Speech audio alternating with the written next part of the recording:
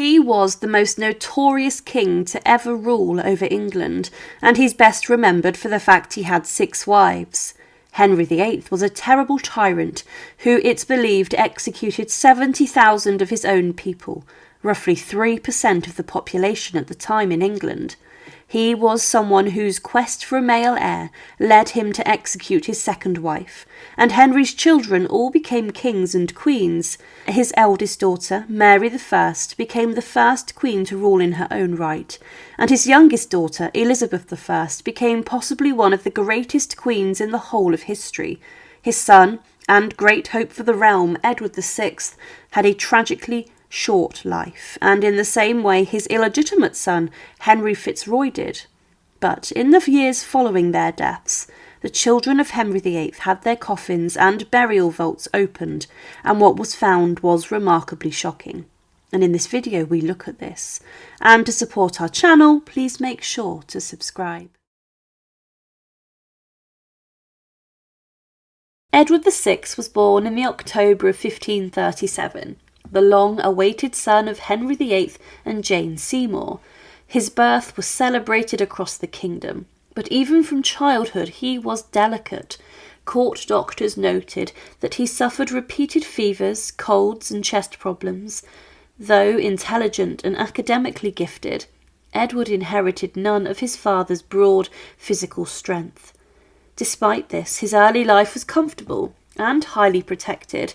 As a child king crowned at 9 years old in 1547, he was sheltered by his advisers and guardians, particularly his uncle Edward Seymour, the Duke of Somerset, and later John Dudley, the Duke of Northumberland. Edward's fragile health was always a concern, but few imagined that he would die so young or that his death would plunge England into political chaos. Edward's final illness began in the January of 1553 with what seemed like a simple cold. However, this quickly worsened, and contemporary sources described a deep, persistent cough, weakness and difficulty breathing. And by February, the rumours had begun. The king was gravely ill. Doctors initially diagnosed a feverish cold, perhaps influenza, but modern historians believe that Edward suffered from tuberculosis, a common and deadly disease in Tudor England. TB explained his persistent cough, his weight loss, night sweats, and the slow, wasting decline described by witnesses. Some modern theories suggest a secondary infection, possibly pneumonia, or even measles, may have weakened him further. Regardless of the exact cause, by the spring of 1553 it was clear the young king was dying. Edward's death was not only a personal tragedy, but a political disaster. He was unmarried, childless, and only 15. England needed a stable succession, and according to Henry VIII's will and the Third Act of Succession, the next monarch should be Edward's half-sister, Mary Tudor, a committed Catholic. But Edward had spent his reign pushing England into a strongly Protestant direction. He feared that Mary, a Catholic, would undo all of his religious reforms, and guided by John Dudley, the powerful Duke of Northumberland, the dying king began to consider an alternative. This led to one of the boldest and most controversial succession plans in English history. As Edward grew weaker, he worked on what he called his device for succession. This document attempted to bypass both of his half-sisters, Mary and Elizabeth, and instead name his Protestant cousin, Lady Jane Grey, as queen. Jane was young, highly educated, and most importantly, firmly Protestant. She also happened to be married to Northumberland's son, which raised suspicions that the Duke was manipulating the situation for his own political gain. In Edward's own words, the crown should pass to the Lady Jane and her heirs male. He believed he was acting to protect England's Protestant future, but many nobles and much of the country were uneasy about overriding Henry VIII's legally established succession. Still, with Edward on the brink of death, his country accepted the plan, at least publicly. By early June of 1553, Edward was clearly dying. His coughing fits were so violent that attendants could hear him from outside his chambers. Reports described him spitting up blood and suffering extreme weight loss. His once active, studious lifestyle was replaced with long periods trapped in bed. Ambassadors at court wrote vividly about his condition. The French ambassador noted that the boy king was so thin that he seemed no more than skin and bone. The imperial ambassador feared he would not live much longer. Despite the bleakness of his condition, Edward remained mentally sharp. He continued to discuss state affairs and the succession plan with his councillors, even as his strength faded. And by June's end, he could no longer sit upright. His fingernails turned black, his skin became discoloured, and his breathing grew shallow. The symptoms strongly matched late-stage tuberculosis. Edward VI died in the evening of the 6th of July 1553 at Greenwich Palace. He was 15 years old. A touching but lightly embellished account says that, as he died, Edward whispered, "Lord, have mercy upon me. O Lord, save the chosen people of England." There is also a report that he recited Psalm 51, "Have mercy upon me, O God," which emphasises forgiveness and repentance. Whether or not these details are accurate, they reflect how contemporaries saw Edward as a devout and earnest Protestant whose final thoughts were for his faith. His death was kept a secret for 2 days. Northumberland and the council wanted time to prepare for the announcement of Lady Jane Grey as Queen and prevent Mary from raising support. But secrets rarely last long in Tudor England. Edward VI was buried inside of Westminster Abbey shortly after his death, and specifically he was buried in the Henry VII Lady Chapel, the extension to the abbey created by his grandfather. He was buried in a small vault beneath the original altar of Henry VII's Lady Chapel, and he was left under this as it was supposed to symbolise he was buried at the heart of the Tudor dynasty's mausoleum. He had actually been unburied during the long negotiations about how to carry out his funeral, as Mary I wanted him to have a Catholic funeral. Edward VI's burial vault is immediately to the west of King Henry VII's tomb, and is a few feet below the pavement. It's a narrow space meant for just one coffin, and there's no way that someone else's coffin could be placed inside of this vault. Later, this vault was opened in the 19th century, and it was stated that it was a shallow vault containing one leaden coffin. It was described as being rent and deformed as well as wasted by long corrosion, and perhaps having been examined before. What this meant is the body and coffin of the Tudor boy king had been opened before, and someone had been inside of the vault for some reason. The vault was measured to have been 7.5 feet long and 2.5 feet wide. There was debris in the vault, and when this was cleared, the wooden case of the coffin has been in part cleared away, leaving only the lead-lined coffin. It was claimed that at the lower end, the original coffin plate was loose and unsoldered and had curled up. The Latin on this plate stated, "Edward VI, by the grace of God, King of England, France and Ireland, defender of the faith, and on earth under Christ supreme, head of the churches of England and Ireland, and he migrated from this life on the 6th day of July, in the evening of the 8th hour, in the year of our Lord 1553, and in the 7th year of his reign, and in the 16th year of his age."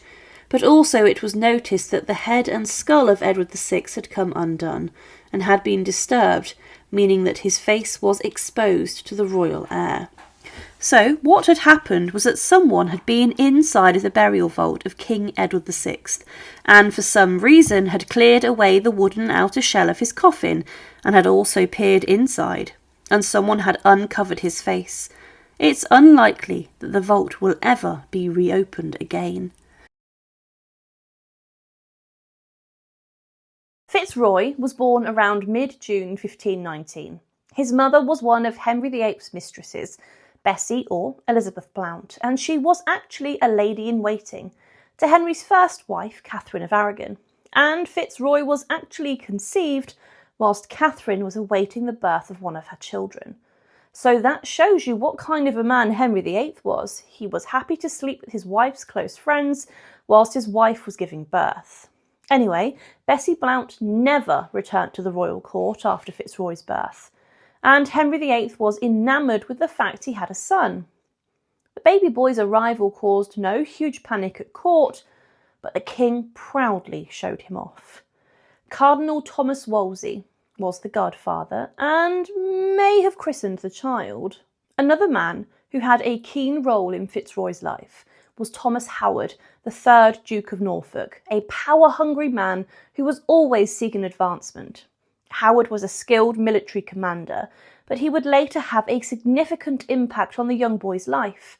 The fact the child was named Henry was after his father, the king, and Fitzroy meant son of the king. He stands out in history as the only illegitimate child of Henry VIII that he actually acknowledged. Fitzroy was given a royal upbringing inside of the royal nursery, and he was raised alongside other children, such as the king's legitimate children, Mary, Elizabeth, and Edward. He was given a significantly decent upbringing and education too, and was referred to as Lord Henry. But the king had great plans for him. You see, Henry VIII lacked his male heir, and the only surviving child of his first marriage was Princess Mary. Henry Fitzroy was obviously being prepared for kingship, and the king's only living son looked like an attractive possibility to be the heir to the Tudor king. He was given his own residence at the age of 6 and was raised as if he was a prince of royal blood, not a royal bastard. He had this huge ceremony in the June of 1525 in which huge honours were bestowed upon him. Fitzroy was taken down the River Thames and was made the Duke of Richmond and Somerset in the presence of his father, and he was given the highest rank of the peerage.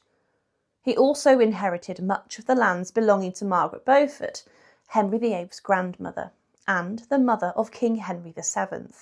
Henry VIII also granted him a rather huge annual gift of almost £5,000, a huge sum in today's money.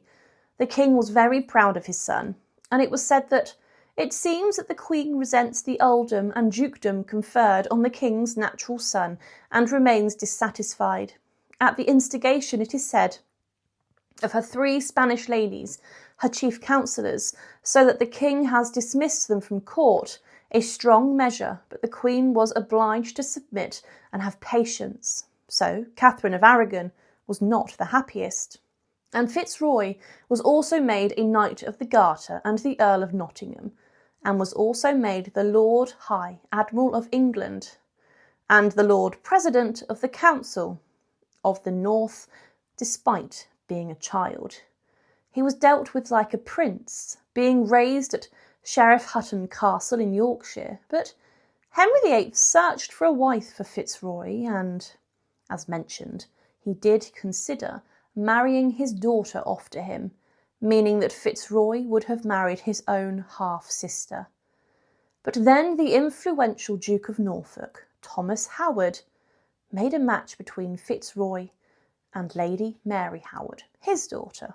It is believed that Fitzroy was present at the execution of Anne Boleyn as a witness for the king, but he got sick in the July of 1536 and then succumbed to his ill health very quickly.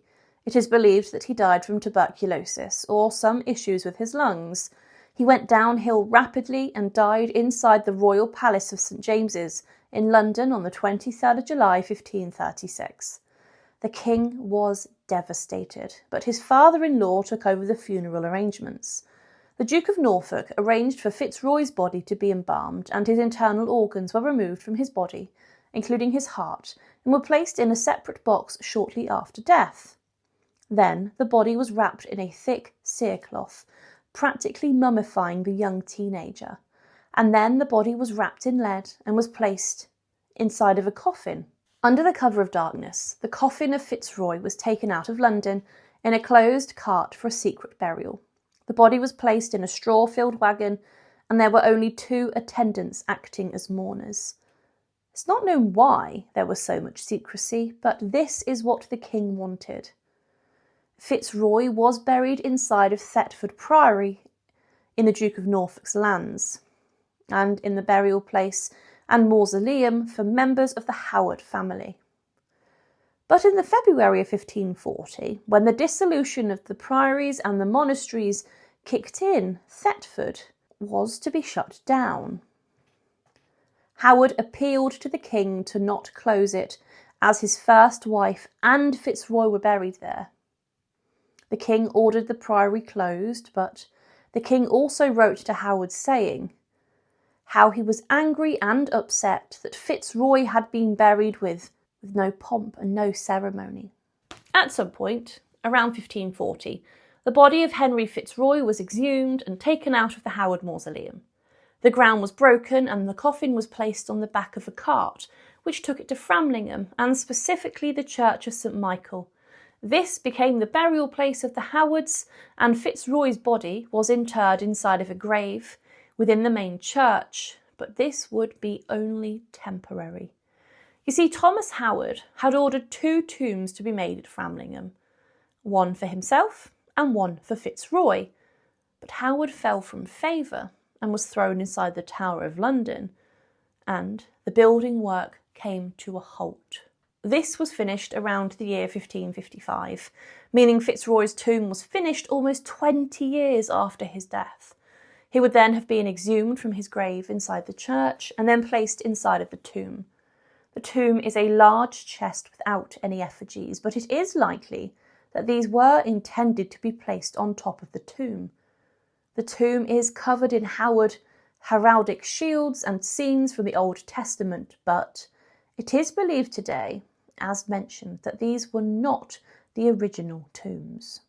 However, there is another piece of information I can bring you that very few people, if any, know about. You see, inside of Framlingham Church in 1841, there was excavation work conducted under the tombs of Thomas Howard and Henry Fitzroy, right next to the altar. It was discovered under the floor that there was a vault, and inside of this vault were 2 bodies, one belonging presumably to Henry Fitzroy, and the other body being his wife, Mary Howard, who had died later. Now, Fitzroy's remains were described as having perfect teeth and of being of a young man. With this, we can conclude that the body of Fitzroy at some point had been disturbed and probably taken out of the cerecloth wrapping, with the body then exposed to the air and having decayed. There are examples of royal burials 500, 600 or even 700 years later being remarkably preserved due to the embalming. The fact that Fitzroy's teeth were perfect and were visible means that his skeleton was only left, with the skin having decayed in the 500 years after his death. The removal of the protective cerecloth wrappings may have also been done in the many times that his body was moved or disturbed. Another thing to consider is the fact that Fitzroy is buried inside of a vault and not a tomb. Despite the fact that the tomb is large enough to house 2 bodies in coffins, it was traditional during the Tudor period for bodies to be placed in vaults underneath the tombs. For example, Elizabeth I and Mary I are buried in this way, as are Henry VII and Elizabeth of York. There are still many mysteries as to the death of Henry Fitzroy, the boy who could have very easily have been king. He'd have been King Henry IX today, as he is still buried under the floor of Framlingham Church, inside of a vault, but it is known that his coffin has been disturbed and his skeletal remains are present. One of the most notorious queens to ever have ruled over England is Bloody Mary I. She gained her nickname for the fact she burned over 200 people at the stake for their religious beliefs, and it was a time of great change and turmoil, yet again in the nation, as she restored Catholic beliefs and worship. But despite being the eldest daughter of King Henry VIII, Mary would rule for roughly 5 years until the age of 42. Inside of St James's Palace, she died, and she had suffered a significant amount during her short life. She was a woman whose health problems resulted in her death, and these had lasted some decades. But Mary today is laid to rest inside of Westminster Abbey, and her monument is rather insignificant compared to the fact her sister, Elizabeth I, is buried on top of her. But at some point, people broke into the tomb of Mary and Elizabeth. Mary I, throughout her reign, thought she was pregnant a number of times, and she would even have swellings of her stomach, but no baby or child would come. It's possible that this was actually ovarian or uterine cancer, But Mary would state in 1558 in her will that her husband, Philip II of Spain, would be the regent of England during the minority of their children. But no child was ever born, and Mary then was forced to accept her half-sister, the future Elizabeth I, as her lawful successor. However, in England around 1558 there was a terrible bout of influenza, which was killing people at the rate of the plague. This illness was not like the sweating sickness, which killed in hours and days. It would linger for a long period until someone finally succumbed to it. Mary would try to avoid this, but in spring and summer she was suffering with insomnia and depression, and she had a low fever in the August of 1558, and also dropsy, and it was known that she was in a bad way. Mary was moved from Hampton Court Palace to St James's Palace, and the following month she was suffering also from a high fever, headaches, and periods of confusion.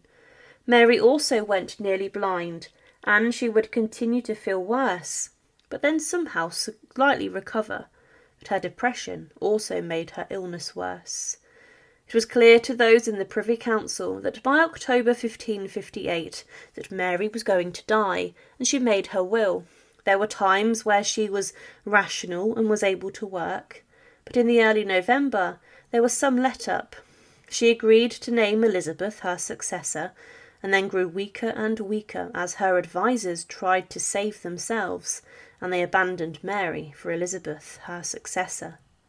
Mary in the last days was blind, and her servants, who were loyal, remained around her bed, and they prayed for her salvation, and she was having rather joyous dreams in her final moments. In the early hours of November 17th, 1558, Mary heard a final mass, but then between 4 and 5 in the morning, she died peacefully. To her servants, they thought she was asleep and was better, but this was just death taking her, and the doctors confirmed her death. Her funeral service was then planned, and the Bishop of Winchester praised the Queen in this saying, "She was a king's daughter, she was a king's sister, she was a king's wife, she was a queen, and by the same title, a king also." Mary was the first woman to claim the throne of England successfully and to rule following coronation, but she was then buried inside of Westminster Abbey. Her body was taken on a chariot to Westminster, and there was a lifelike effigy of Mary on the chariot. The effigy was dressed in robes of state with a crown, orb, and sceptre, and her fingers had many rings on. The procession led into the abbey, and many ladies made up the different parts of it. But Mary, following this, was then buried in the north side of Henry VIII's chapel. But what was interesting is that no large tomb would be made for her. When Elizabeth I took the throne, following Elizabeth's much longer reign and her death, the new king, James I of England, then sought to bury Elizabeth in Westminster, but he decided to have her and Mary I buried together. A large tomb was made of Elizabeth, and then she was moved into this burial spot, but underneath her was the coffin of Bloody Mary I. They were buried together in the same vault, and Mary lays at rest below Elizabeth, and there is no grand ornament or monument to mark her place in the abbey and in history, just a small stone that states that she is buried there. But in the 19th century, the tombs of Mary I and Elizabeth I were broken into. A book in 1880 was published by Arthur Stanley, who had been given permission to survey all the tombs inside of the abbey by Queen Victoria. He went into the crypts and the royal burial vaults, and he wrote detailed descriptions of the tombs and what he saw. These vaults were hidden, but he was trying to find the coffin of King James I, Elizabeth's successor. Stanley explored a narrow aisle underneath it, in the eastern end of Elizabeth I's monument, and here he found an opening in one of the walls. When he went inside, he saw a narrow vault with 2 coffins inside, and these were Elizabeth and Mary's coffins. Arthur then wrote what he saw when he went into the vault, and he described Elizabeth's coffin. He stated, "The excavations, however, had almost laid bare the wall immediately at the eastern end of the monument of Elizabeth, and through a small aperture a view was obtained into a low, narrow vault immediately beneath her tomb. It was instantly evident that it enclosed 2 coffins, and 2 only. and it could not be doubted that these contained Elizabeth and her sister Mary, the upper one larger and more distinctly shaped in the form of the body, like that of Mary Queen of Scots, rested on the other.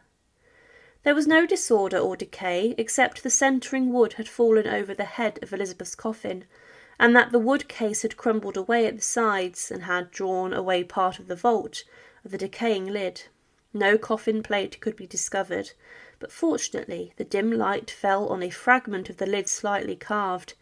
This led to a further search, and the original inscription was discovered. There was the Tudor badge, a full double rose, deeply but simply incised in outline on the middle of the cover. On each side the august initials E.R. and below the memorable date 1603. The coffin lid had been further decorated with narrow moulded panelling.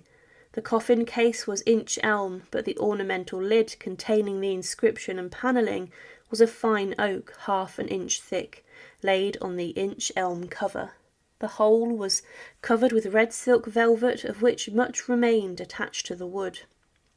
And it had covered not only the sides and the ends, but also the ornamented oak cover, as through the bare wood hath not been through rich enough without the velvet. The sight of this secluded and narrow tomb, thus compressing in the closest grasp the two Tudor sisters, partners of the same throne and grave, sleeping in the hope of resurrection. The solemn majesty of the great queen thus reposing, as can hardly be doubted by her own desire, on her sister's coffin, was the more impressive from the contrast of its quiet calm with the confused and multitudinous decay of the Stuart vault, and of the fullness of its tragic interest with the vacancy of the deserted spaces which had been hitherto explored in the other parts of the chapel. The vault was then immediately closed. But many people who visit Westminster Abbey today walk past the grave of Mary I as they miss it. She's not given much respect in this, and it was done to symbolise her sister, Elizabeth I's supremacy in every way over Mary. But the Catholic Queen did rule for 5 years, and inside the Abbey are many other kings and queens, many of whom do not have the profound legacy of Mary, but they are still given space and a proper tomb.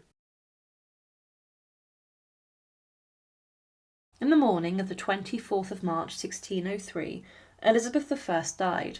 In her final months she had suffered significantly with depression and illness, and she saw many of her friends die, and she struggled to come to terms with this.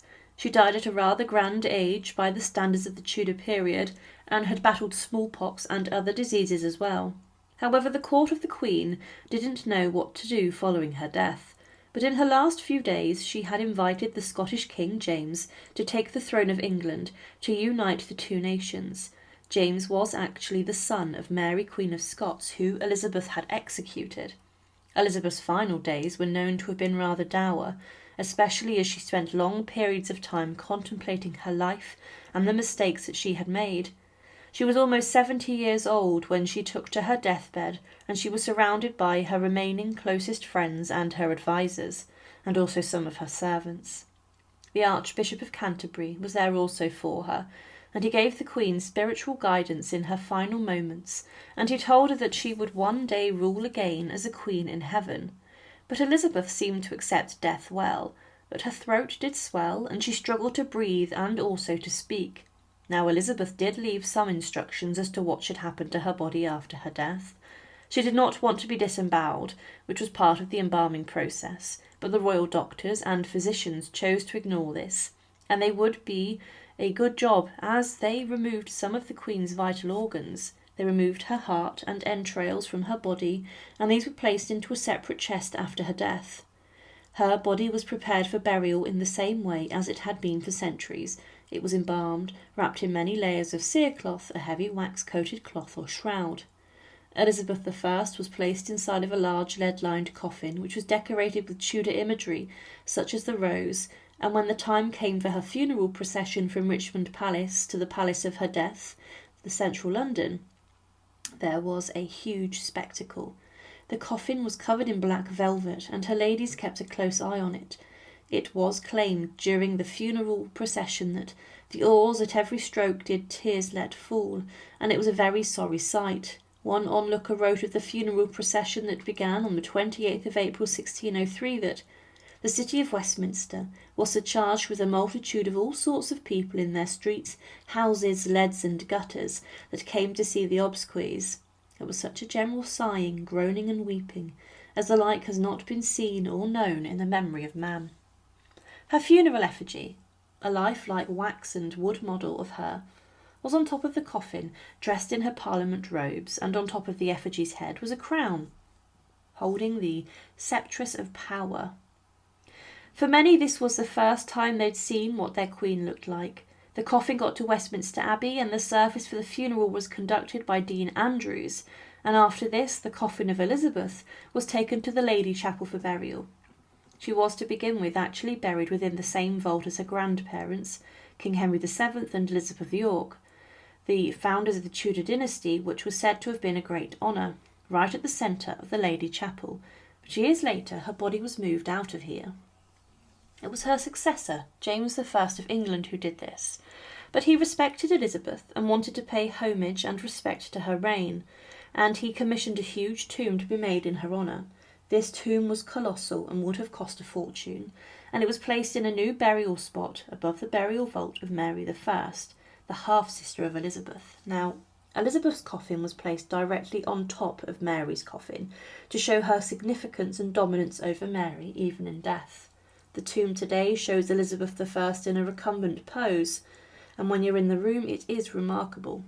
However, in 1880, a book was published by Arthur Stanley, the Dean of Westminster, and he had explained the royal burial vaults within Westminster Abbey.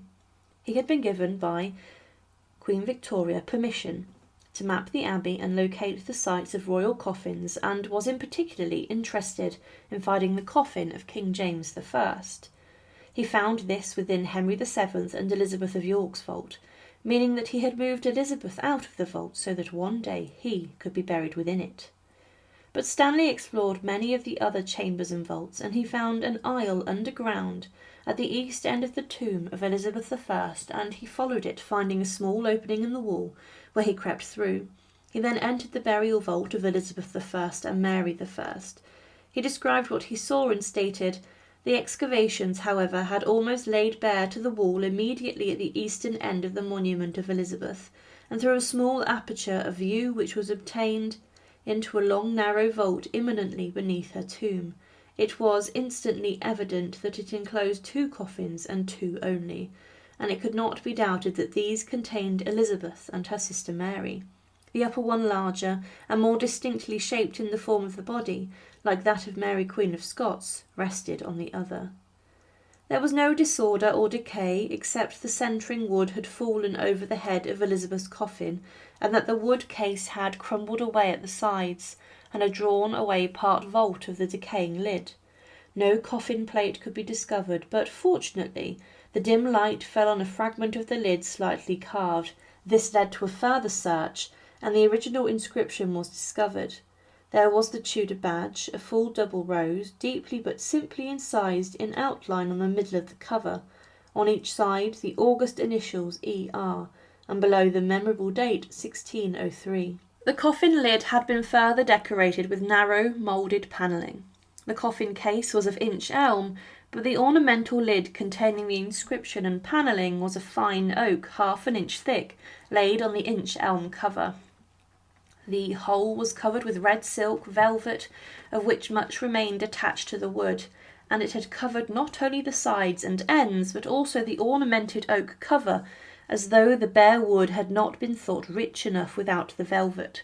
The sight of this secluded and narrow tomb, thus compressing in the closest grasp the two Tudor sisters, partners of the same throne and grave, sleeping in the hope of resurrection. The solemn majesty of the great queen, thus reposing, as can hardly be doubted by her own desire, on her sister's coffin, was the more impressive from the contrast of its quiet calm with the confused and multitudinous decay of the Stuart vault, and the fullness of its tragic interest with the vacancy of the deserted space which had been hereto explored in other parts of the chapel. The vault was then immediately closed. This was, it's believed, the first and only time that the burial vault of Queen Elizabeth I was opened, and it has never since been entered allegedly. There was a story about a young altar boy who once allegedly touched the box inside of the vault containing Elizabeth's heart, but this is disputed. However, within the heart of Westminster Abbey, Elizabeth I is still buried, and her coffin has never been opened, meaning that still today her body may be remarkably preserved and well protected from the elements. Thank you for watching, and to support our channel, please make sure to subscribe. And again, thank you so much for watching.